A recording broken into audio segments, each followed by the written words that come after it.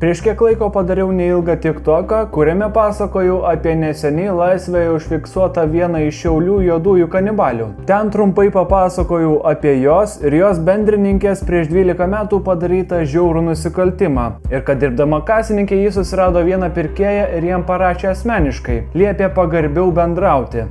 Kas nematėte ar nepamenate šios istorijos, tai prieš 12 metų bendravardės Viktorijos, suviliojusios bendramokslę, ją žiauriai nužudė, supjaustė į gabalus, išmėsinėjo, o vėliau ją ragavo. Žodžiu, esmė tame, kad toji kasininkė įsidarbinusi kanibalė su manimi susisiekė asmeniškai. Ji nekartą keitė savo slapyvardį, bet įvedus senąjį išmesdavo jos naują. Todėl žinojau, kad paskyra tikra. Ir iš tos pačios buvo rašyta parduotuvės klientai. Pašalink savo video paskutinį TikTok'e. Valio, tai kuo užsiemi yra įdomu ir taip toliau, bet ties to perlenki lazdą ir net įstatymus pažeidi. Todėl draugiškai prašau pašalink tą video, jei tau nereikia reikalų su policija, nes jau šiandien bus rašomas pareiškimas.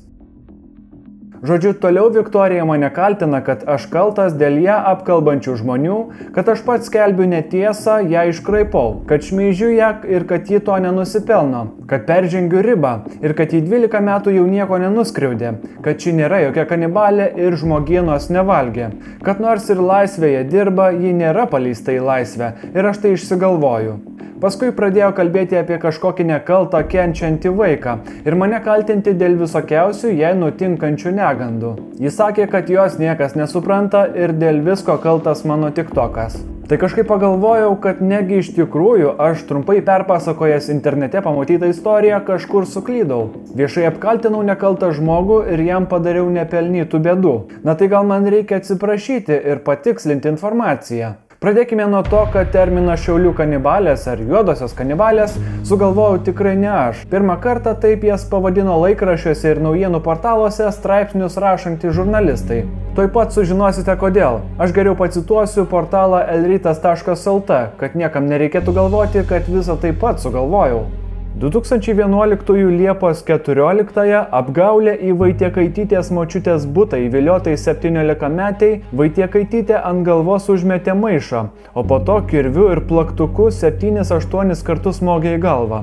Lietuvninkaitė merginą mušė metaliniu stripu. Ant žemės pargriautą auką Vaitiekaitytė smaugė, o lietuvninkaitė perpjovė kaklą. Galva aukai buvo nupjauta merginai dar esant gyvai. Lavonas buvo pjaustomas vonioje. Pjaustymui naudoti peiliai, skutimosi peiliukai, skalpeliai, pjūklas.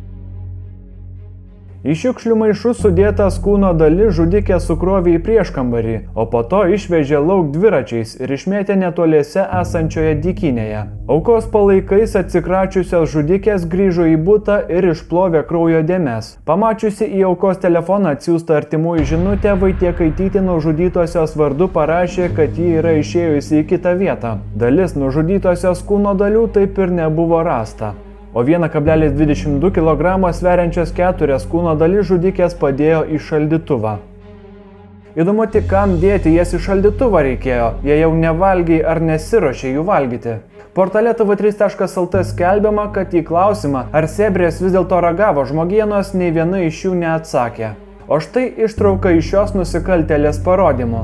Neda palaikėme, kol ji nukraujavo, nebesimuistė ir nebesipriešino. Tada aš žirklėmis sukarpiau Nedos rūbus, o Viktorija išvalė kraują.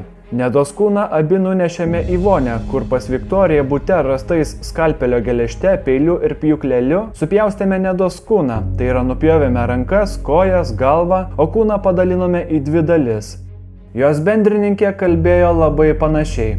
Vaitiekaitytė ėmė porinti, kad beveik visus pjūvius atlikusi lietuvninkaitė ir ji tik atpjovusi žmogienos valgymui. Aš nupjoviau mėsą nuo Nedos šlaunų ir įdėjau į šaldytuvą močiutės bute. Lietuvninkaitė pasakė, kad vėliau išsikepsim. Situaciją patikslino ir teisininkė. Pasak advokatės, kai viena merginų aukai pjovė koją, kita tuo metu tyrinėjo šio žarnyną. Nuteistosios kūną susmulkino į smulkes dalis. Buvo pašalinti plaučiai. Lietuvninkaitė išpjovė širdį, sakė Vaitiekaitytei žiūrėk, o paskui bandė išimti akį. Nukentėjusiųjų atstovė taip pat pabrėžė, kad mergina buvo nužudyta iš pasimėgavimo. Tai labai atsiprašau, jei kažką įžeidžiau savo žodžiais, perpasakodamas jau seniai visiems žinomą istoriją. Tikiuosi, citatos buvo tikslesnės ir dabar žmonės galės suprasti, kad viskas nėra taip blogai, kaip papasakojau. O jei rimtai, vėliau pasidomėjau, apie kokį vaiką man Viktorija rašė žinutėse. Pasirodo, ji viename bute gyvena su drauge ir jos mažamečiu vaiku. Ir žiniasklaidoje neseniai pasirodė įrašas, kad prieš mergaitę yra galimai smurtaujama. Netrukus viešojoje erdvėje išplito ir kita informacija. Neva Panevėžyje gyvenanti mažametė mergaitė galimai savo namuose patiria smurtą. Šiuose namuose su mergaitė ir jos motina dabar gyvena ir pati lietuvninkaitė. Praėjusį penktadienį moteriai sulaukė policijos ir vaiko teisių gynėjų dėmesio. Nu, nebijau, kaiš. Viskas gerai. Aš tai gera teta ir mes visi geri. Bet tai tavo mama, kur tau muša? Kurioje vietoje dažniausiai per galvytę ar per rankytės? Ką?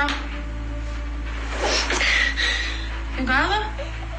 Tai kaip manote, ar aš meižiu nekaltą žmogų, kuris išpirko savo kaltę dėl seno nusikaltimo? Ar visiškai nepagristai ir neetiškai pasakoju apie rezonansinę Lietuvos bylą? Ar begėdiškai vedu diskusiją apie nusikaltėlės ir dabartinį vienos jų gyvenimą, bei iliustruoju akibrokštus socialinėje erdvėje?